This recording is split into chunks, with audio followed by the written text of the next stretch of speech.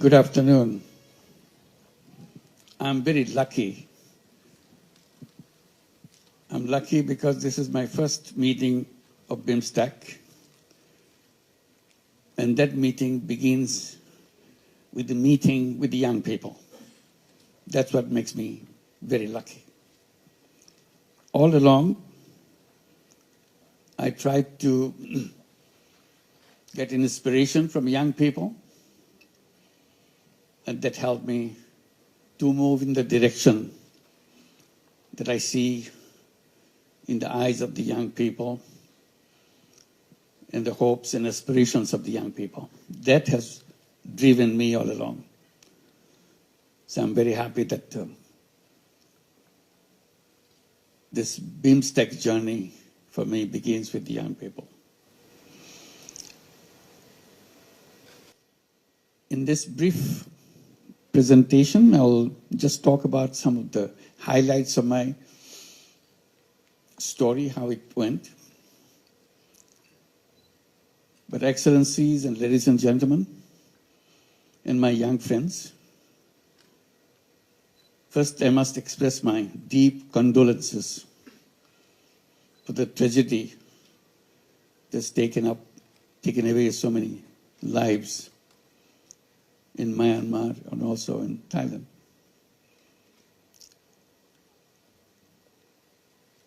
And this makes us aware of the limitation of our capacity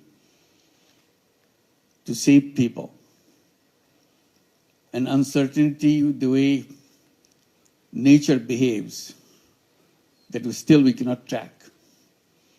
We have a long way to go, how to make sure we understand the nature and get along with it, making sure we can save people from those uncertainties that confronts us. Bangladesh is also a part of the area which is prone to earthquake. Luckily, we have not hit by such tragedy in Bangladesh yet.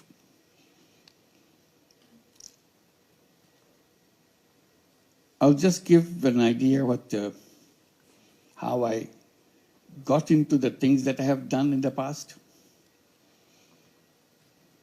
I was just mentioning to His Excellency Minister of Social Development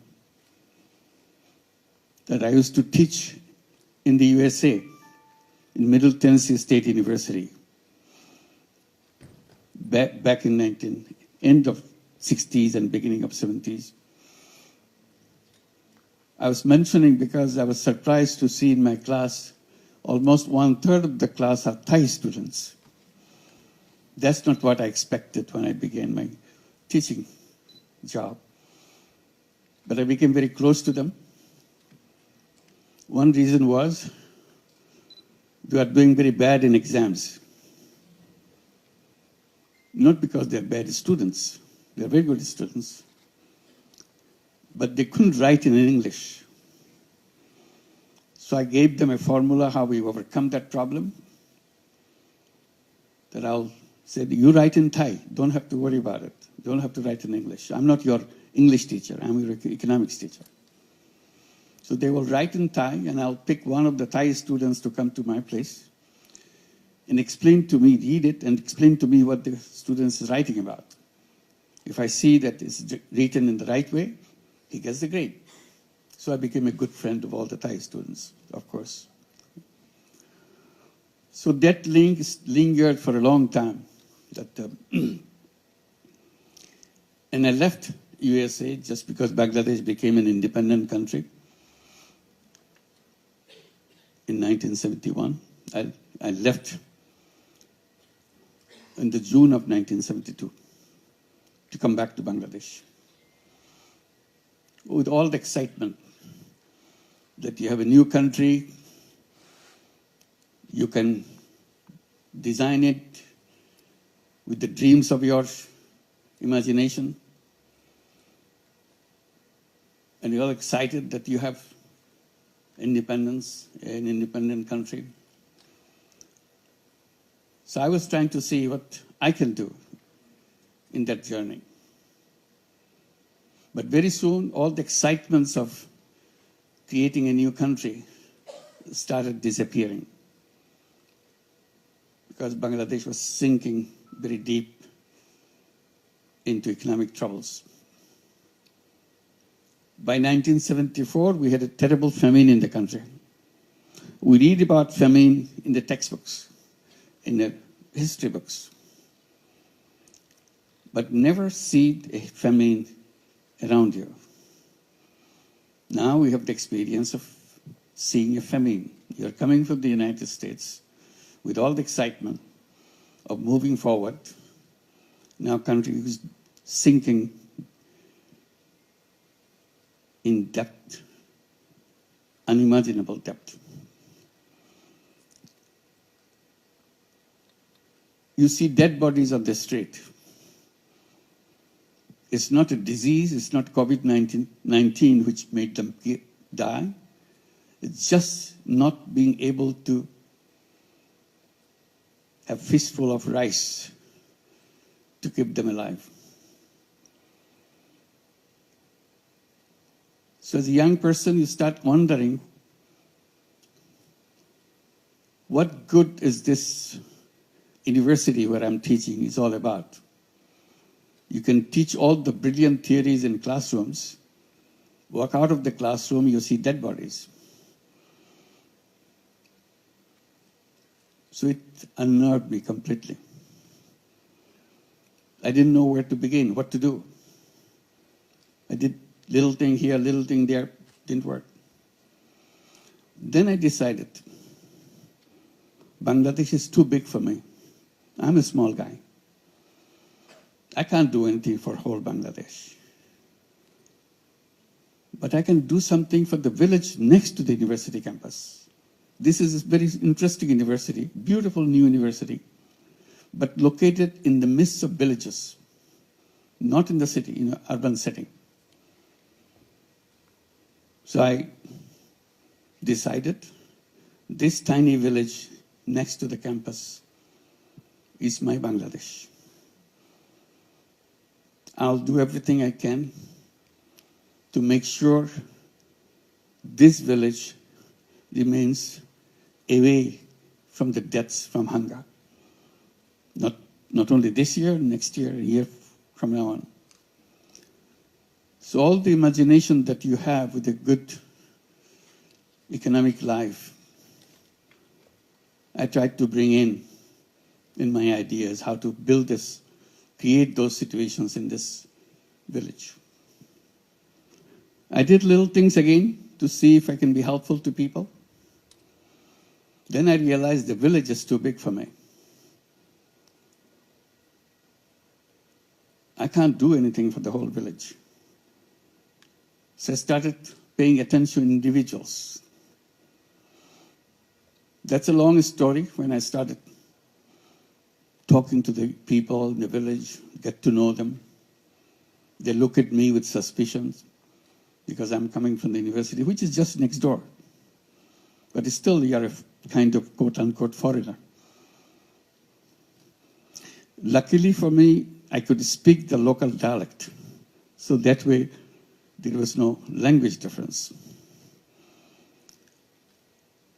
So one particular event took me to take a next step. Woman I met, she was a victim of a loan shark. She did a wonderful job, but the benefit of her job is entirely taken away by the loan shark who provide her the money to buy the ingredients for whatever she's making. And the loan size was just over $1. That's a loan. But that $1 loan kind of made her into a slave labor. And instead of overcoming the problem, she became a slave labor because whatever she prepares, the condition of the loan shark is, you have to sell anything you produce to me at the price I decide. Imagine that. So in the conversation, I said, if I give you the dollar, can you produce and sell it in the market? She was not familiar with the market. She said, I can try. So that was my first loan I gave. Gave her $1. I said, you have to pay me back. But whenever you can, I'm not going to force you to do anything. And the results I got from her kind of made me think, if $1 can do such a thing, why don't I do more?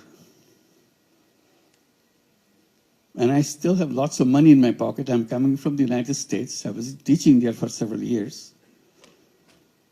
My pockets are full with dollar. So that was the beginning.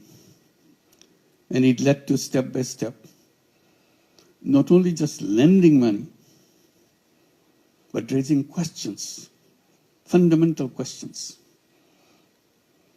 If this money, this dollar can change one person's life, and you get your money back, why don't we do more? I go to the bank in the campus. It's a newly built campus, newly built banking offices.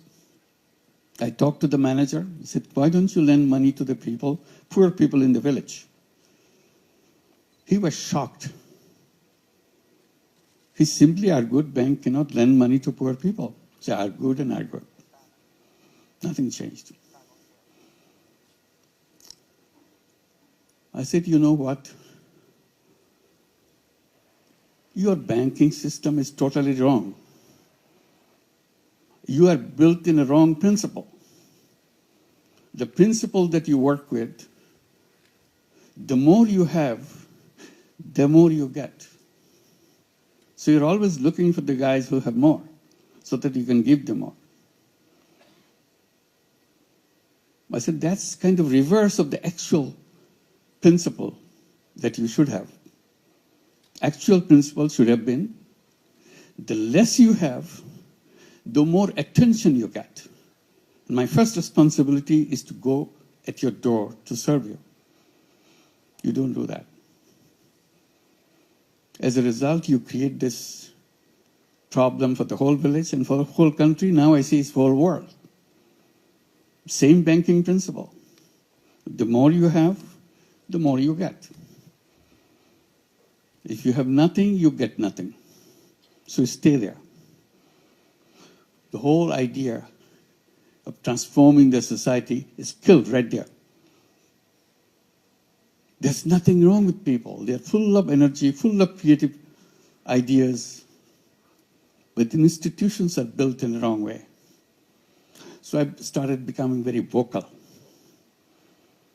Since I'm a university professor, I'm quoted in the press. I make it very, very sharp. People laugh at me. This crazy guy, don't understand any business, any banking. He keeps talking loud about something which cannot be done at all. Poor people need jobs, not money. I started answering that question. I said, money is more important than job. That became another root of my arguments, and I continue to do that. But for the time being, I'm saying, not only banks should be made in a way that it should be focusing, started doing business at the bottom first and then gradually move up. To make it more focused, I started saying not only credit is important, it should be considered as a human right. People say, what bank loan has got to do with human rights? I said, everything. Right to live, right to shelter, right to health, right to health. These are recognized as human rights. You cannot achieve right to food, right to shelter, right to health, all these, unless you establish right to credit. The moment you have the right to credit, others will be established by themselves, by people themselves. You don't have to bring it from outside, because credit leads to income. So that continued. I said, since bank doesn't give the money, why don't I create my own bank? So that is another route. We started with that $1 loan. Now I'm talking about creating my own bank. It took a lot of time. Finally, I created a bank for the village. Called it Village Bank. In Bangla, we call it Gramin Bank. That's the word you hear. Gramin means village, village bank. And I was very excited. And how do we get all this thing done? With all my students. I didn't have anybody else. My students loved those ideas. They were with me all the time. Continued with that.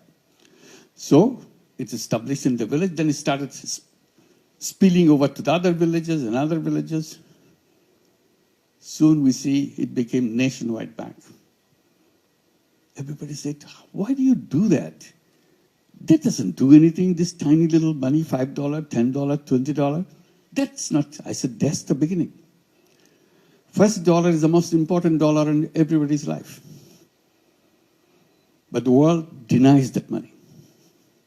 What I'm doing, I'm just bringing that as a human right, that you can do that. As a bank, it's not a charity. Then I started arguing about the charity versus loan. I said, charity is a wonderful idea. Charity money goes out, does wonderful things. The money doesn't come back. So you have one time use your money. But if you invest and lend the money, and the person who took the money promises to pay you back with interest so that you can cover your cost, that's a fantastic opening. You can go thousands of miles with that. Nobody can stop you because money rolls back again and again. So use the same money over and over again. And I started saying, charity money has only one life. You can use the money once only. Money goes out, does a wonderful job, but never comes back. That's called charity. I say the same thing if I use it as a loan. I lend the money, I provided the funds, charge the cost of the operation, money comes back. Use it again. It does the same thing again. So you can expand and expand and expand. Reach out to millions and millions of people. It's very difficult to argue such things in the environment where banking means you have to be providing collateral. I said collateral is the wrong idea. It's a wall built to deny poor people access to bank. That's the only purpose. How dare you say that? I said, say it because I don't have collateral in my system. People take money, they pay me back. Oh, they will never pay back. I said, they have been paying back all my life. I have no problem. Oh, they will finally show you that you are not right because they will not pay you back. They said, I've been doing it for years. Many people are copying it. They are doing it for years. Just because you imagine something doesn't make it right. This is real. We do it all every day. So that's another road opened up. Banking without collateral. I said collateral is just an excuse to refuse people financial services from the banking system. If it can work without collateral, why do you need a collateral? Then people say, oh, Bangladesh is a crazy country, funny country. You can get away with this kind of thing and people listen to you. I said, no, not Bangladesh alone. Now it's spreading in many countries. Right now, it's a funny thing. It's working in the United States. 35 major cities in the United States have Grameen program called Grameen America. They have over 200,000 borrowers, all women, 100% women. In Bangladesh, it's about 95% women. In the United States, 100% women, not a single man in the whole system. Last year, we lent out over $1.5 billion in tiny loans. In tiny loans in the United States means under $1,000, $500, $700, and so on, and expanding. Very soon, we'll be arriving at a situation we'll be lending out over $5 billion a year. That's the spread going. So this is, again, you're challenging the system to change the world. You cannot create a world with the same system. If you want to change the world, you have to change the system. There's no other option for you, no matter how you argue with it. If you go by the same road, you'll always get to the same destination. If you want to go to a new destination, you have to build a new road. So that became another issue. We continued with that, and when we have this system working in Bangladesh, we saw problems with children, healthcare, education. So we started adding these things. First thing we did about toilets. Poor families don't have any toilet. We said, if you're a Grameen Bank borrower, first thing we do, you must have a toilet. And we lend you money to build the toilet. They said, well, how do we pay it back? Don't worry. You pay a tiny, tiny little bit. So small that it doesn't bother you anymore. But over years, you'll pay us back the entire amount. So we built a company to produce toilet and install in every single house, the Grameen Bank family house. So toilet became an essential thing in Grameen families. And we had no problem with giving the money, spending the money, and getting the money back. Then we started giving them housing loans. Again, the same principle. We build a house, you build a house, we give the money, you pay over a long period. Then we started bringing healthcare through health insurance. You pay a tiny little bit, but you're covered under health insurance. Again, it pays it back. So we created lots of these little things, one after another, in a sustainable way, in a financially sustainable way. They said, you must be getting lots and lots of foreign money to do all these things. I said, I don't take any foreign money at all. Grameen Bank resists foreign money. Many big international organizations wanted to give lots of money. I said, no, we don't need money. We have plenty of money. We are in a business. We generate our own money within a bank. Banking system is a very interesting system. It generates its own money. People come and put the deposits in the bank and use the money to give it to the people. And we are the most reliable bank in the whole country. We work in all the villages. People from the area, they come and put the money because no other bank. So we have lots of money coming in. Our problem is not shortage of money. Our problem was a surplus of money. They put the money in, but we don't know how quickly to expand your business because your business is fixed. It has to be poor women. They have capacity to take money is limited. So it's a very reverse kind of experience. So this is one area. We created all these businesses. We created these programs, turned into businesses. Toilet business, so it became a commercial business. We produce toilet and sell it to borrowers. Healthcare became a separate business. Housing became a separate business. So along the way, we created many businesses. And people keep asking, how many businesses can you run? You must be making a lot of money. I said, yes, it brings the money back, but we don't want to make any profit out of it. Another debate began. Debate is, how can you run a business not to make money? Because in our textbook says, you must maximize profit. if you want to be a business. And you're saying you don't want to make profit for yourself. I said, that's the difference. I'm saying I don't want to make profit for myself. Business makes profit. Profits is rolled into the business to expand the business, to reach out to more people, provide more services.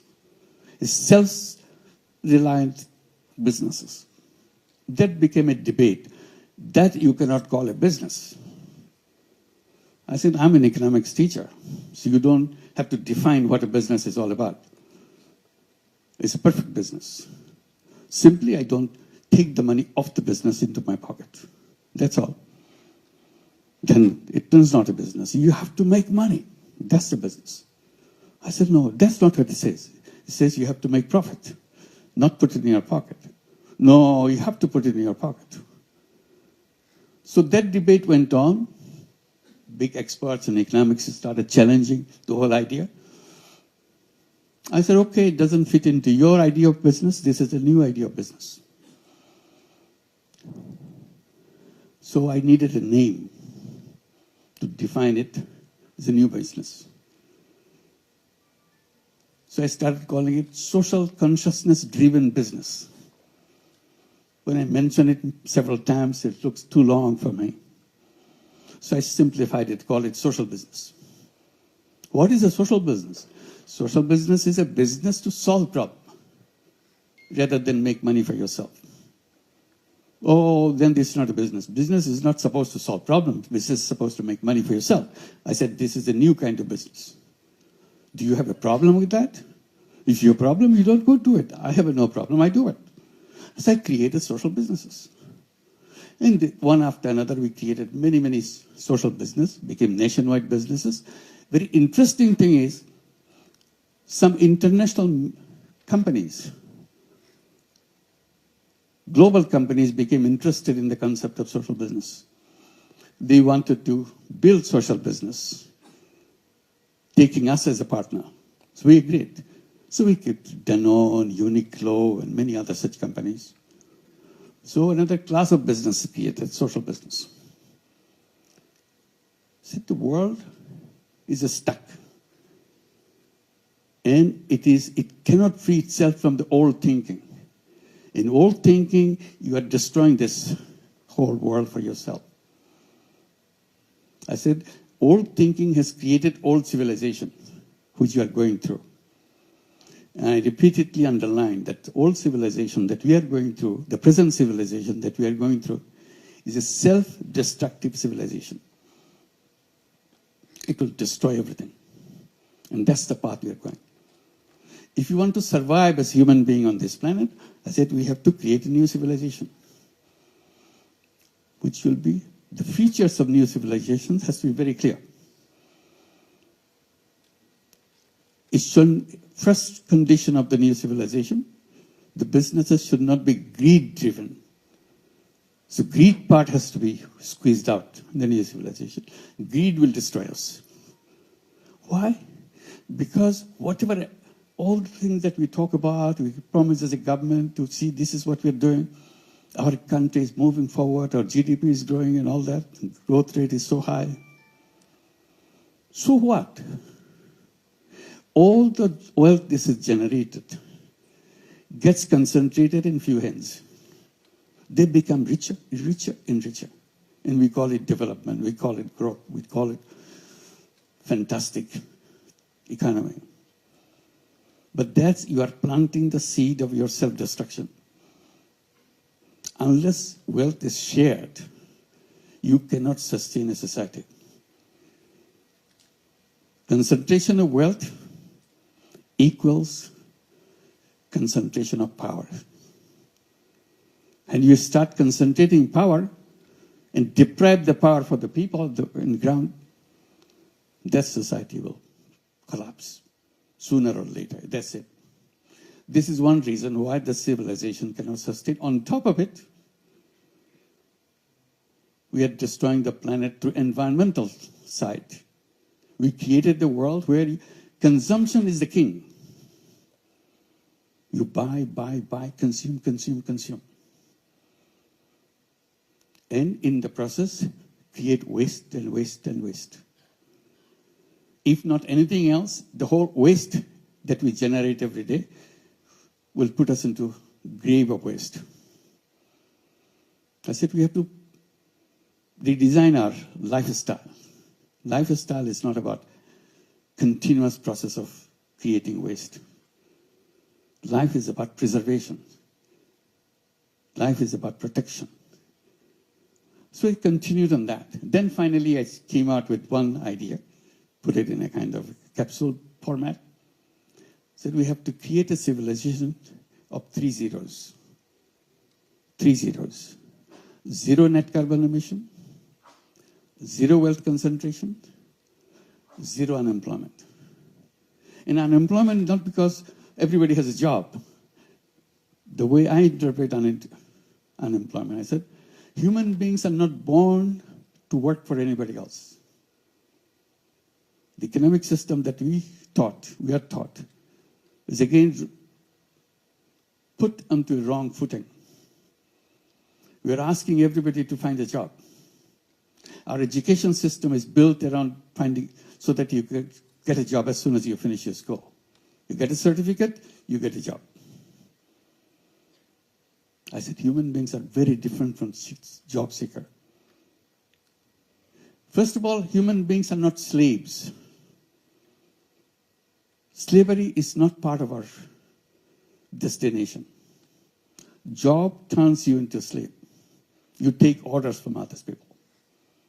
You are born as an entrepreneur. So I bring the entrepreneurship at the center. Every child has to grow up as an entrepreneur. Our schooling, our education system change itself. You teach young people to become an entrepreneur, not to become a job seeker. So that is another clash between what we are promoting and what we are practicing in the outside world. I said, the young generation today is forget about the previous generation. Today's generation is so different. I keep mentioning to the young generation that you are the most powerful generation in the human history. And you are taking this most powerful generation and put them into work for somebody else. Take orders from somebody else. They're filled with ideas. If you free them. Now you're forcing them to get a job because otherwise they're going to survive. Because you have not provided those things. So that's where we say we have to be entrepreneurs. So 3 zeros. 0 net carbon emission, 0 wealth concentration, 0 unemployment. And then we started encouraging young people between 12-year-old to 35-year-old to create what we call 3-0 clubs. 5 young people get together, create a 3-0 club. What do? Each one of you transform yourself as 3-0 person. I do not contribute as a person. I do not contribute into carbon emission. I do not do anything which contributes to carbon emission. It's my lifestyle issue. I create a life where I don't do that. I do not create any waste. This is part of my commitment as a member of the Peace Club. I do not practice anything which will lead to wealth concentration. 0 wealth concentration. I'll become an entrepreneur. I do not contribute to job seeking, working for somebody else. So these are the 3-0, I become a 3-0 person. So this is the direction I want to go. So these are the ideas that one led to another. This is not something happened isolated way. Each one linked to one. I mentioned to go back, concentrate in one village. I said, whatever you try to do, don't try to do overnight, change the world. You cannot do that. If you want to change the world, you start with your village. You start with your neighborhood.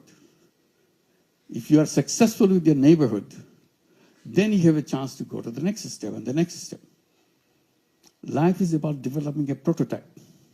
If you build a prototype, the rest is easy. Replicate. Because you have basic structure here fixed up. That's how microcredit works. You built up the first unit. If the first unit works, you can make thousands and thousands of units doing the same thing. So don't start with a big thing. That's the wrong idea. Always start with the smallest thing possible.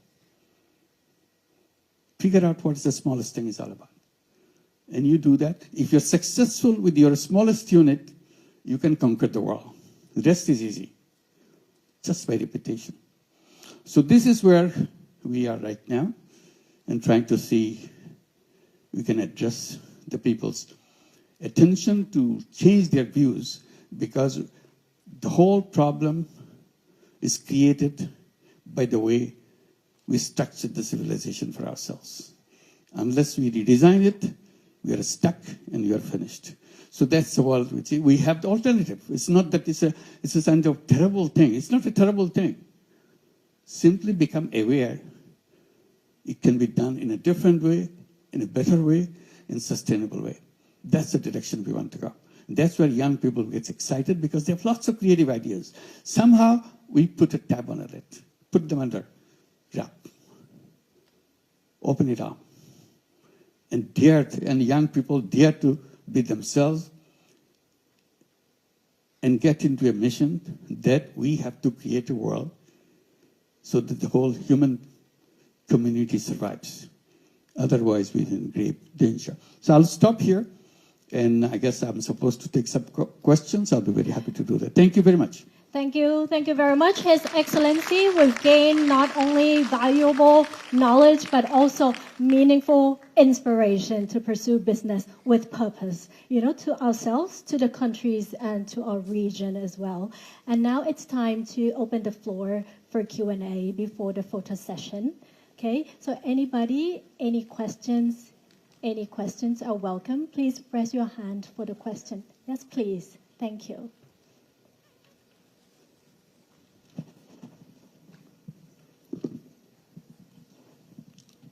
Okay. Hello, Your Excellency. My name is Jenny Starr. I am economic researcher specialized in international policy. First of all, thank you for your inspiring speech. It's quite meaningful for me. Today I have two questions. The first one is, nowadays there are many young generation who want to create a social impact, but they are struggle with funding, so they can't expand their social campaign. So in your opinion, how could they overcome this kind of challenge? And the second one is, as the leader of Bangladesh, do you think how the government sector could create a more friendly ecosystem for young innovators, especially in social enterprise? Thank you. Well, the second question first, how to make it friendly government. It's very difficult. It's not easy. We are hoping, at least in Bangladesh, we can move in that direction. Because the people's perception in Bangladesh government is a kind of a terror machine. You create trouble for them. It's the purpose of the government is to create trouble, not solve your trouble, but to create new trouble for you. So if you see a government guy, you stay away from him. And that's completely counter to the whole idea of government.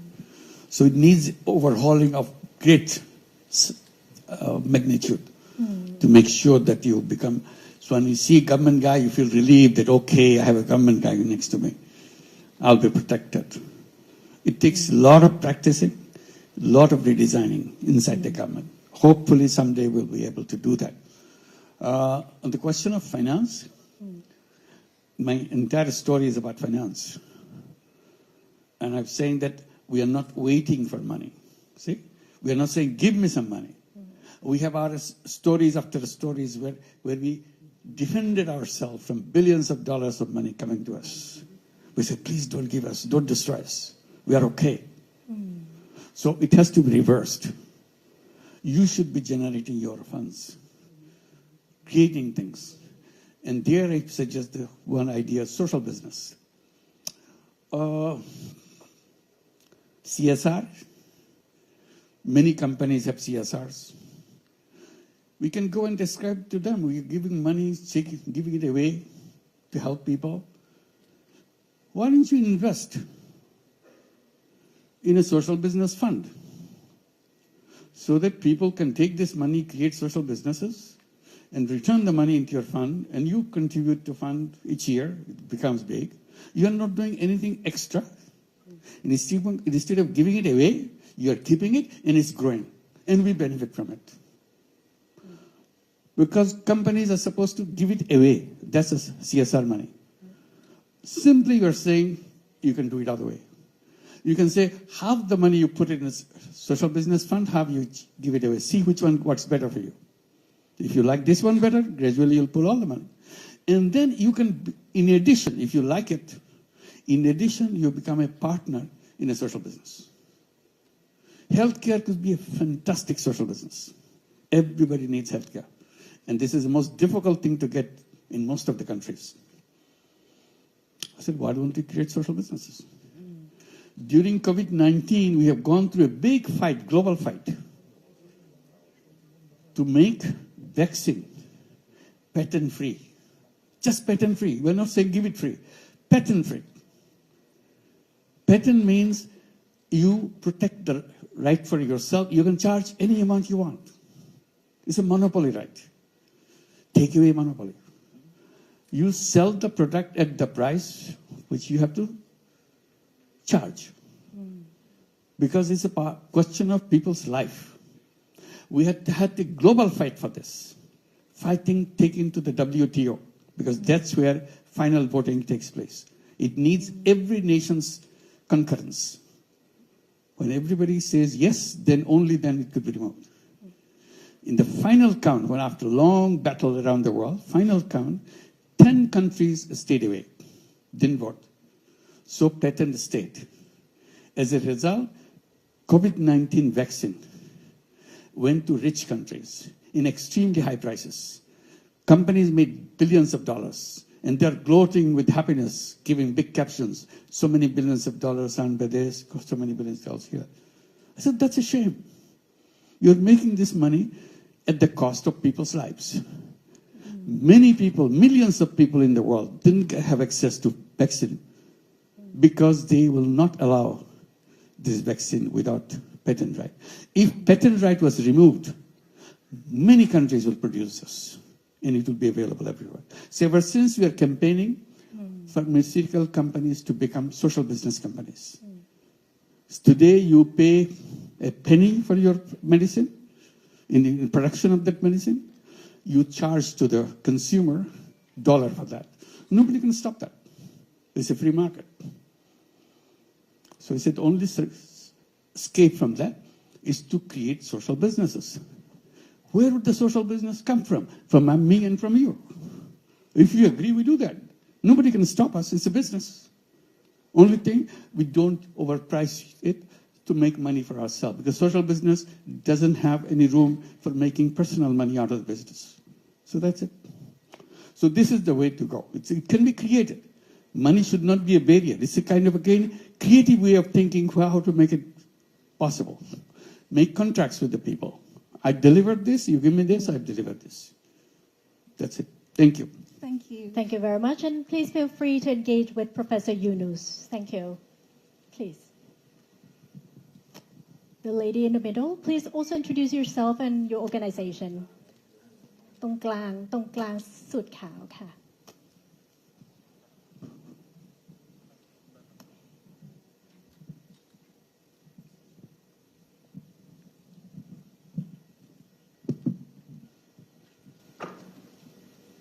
First of all, Salam Alaikum. Good afternoon, Prime Minister.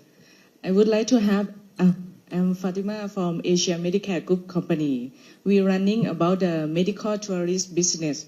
I have the same question since I asked last Prime Minister, last time when they visit Thailand.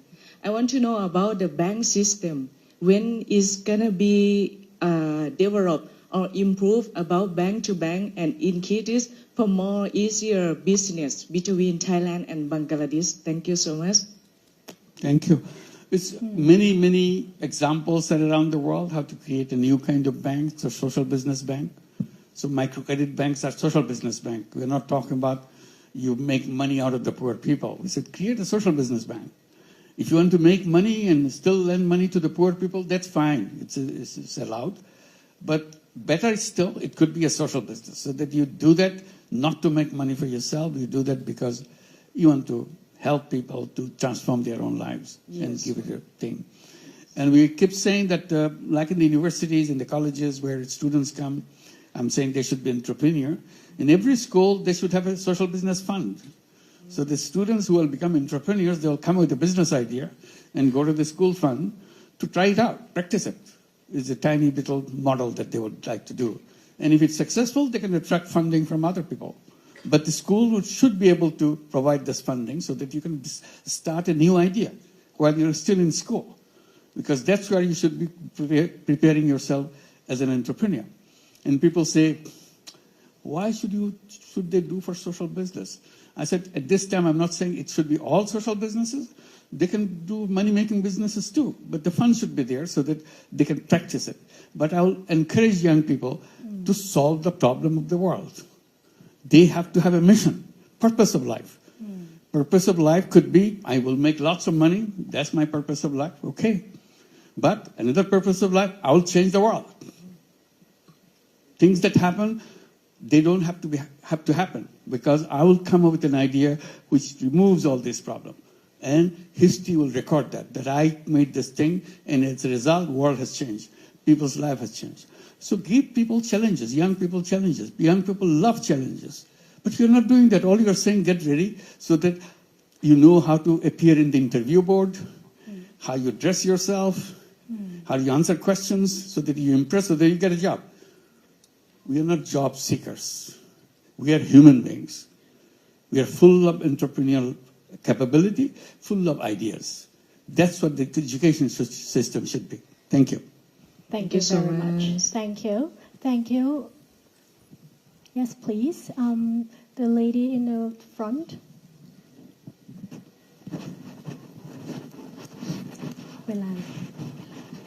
Sorry, I can't see anybody, so I hope there's some light in the middle. Good afternoon, Your Excellency.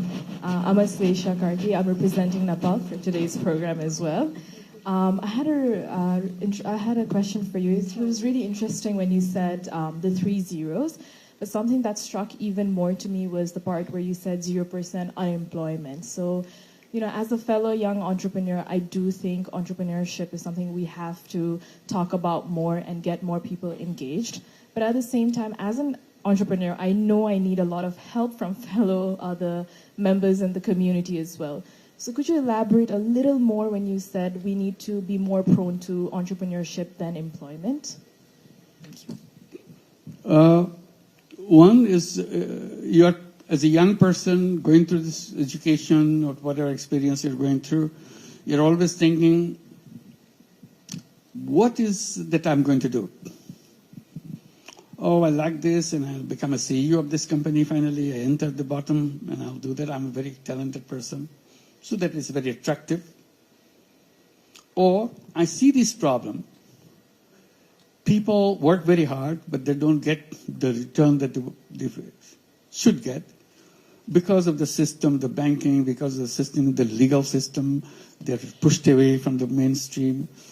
So I'll create something so that they will go very easily with a happy life. I'll come up with an idea which will transform their life. If I can transform one human being's life, my life is worth living. If I can do it for many, many, of course, that's what I'll feel happy that I have done something which touched people's lives.